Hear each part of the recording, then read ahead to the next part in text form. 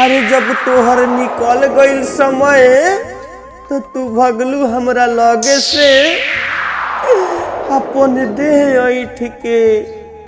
अरे हे करे जा, अरे अभियो तोहर निशानी धइले बानी हम।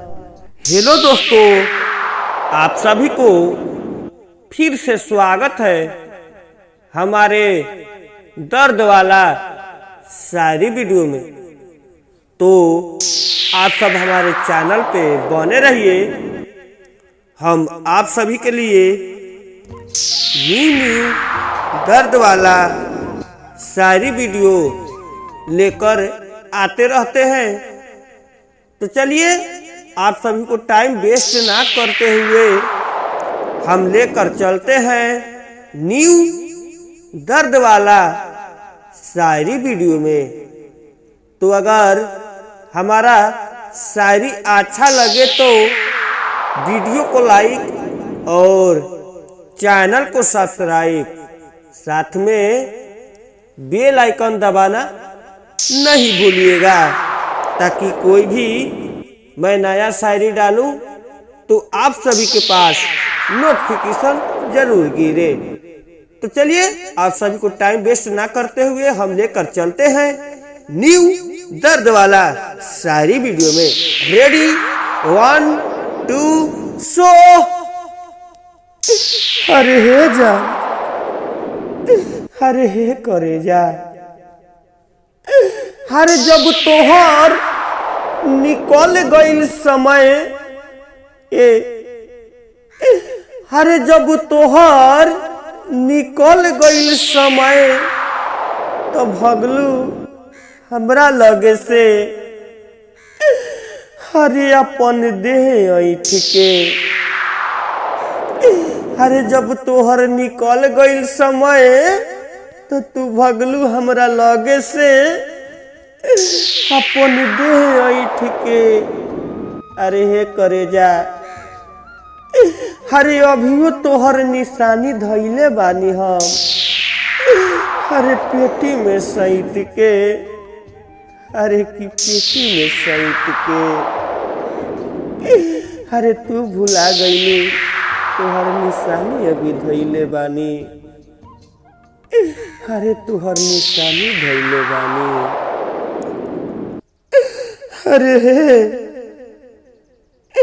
अरे हे ले बरका तू धोखा। अरे ऐसा दे तू अरे हमरा से दिल लगा के। अरे तू, अरे हमरा से दिल लगा के कल हिले दूसरा से सगैया। अरे जो हर जैया, अरे जो हर जैया।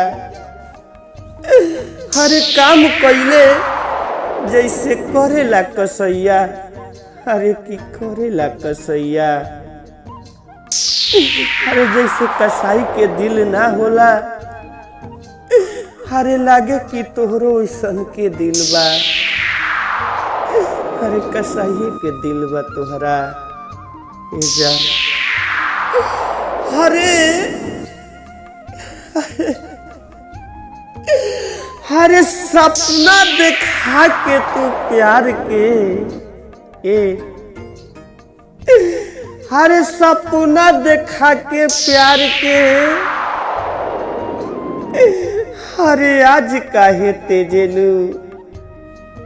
अरे अरे सपना देखा के प्यार के तू आज काहे तेजेलू। अरे हम मरे के कगार पे आइल बानी। अरे तू एगो चिट्ठियों ना भेजेलू। अरे की चिट्ठियों ना भेजेलू। अरे कि तू कैसन बाड़ा कि नहीं खा। अरे कैसन बाड़ा कि तू नहीं खा। अरे कठोर करेज तू कैसे कलिलू।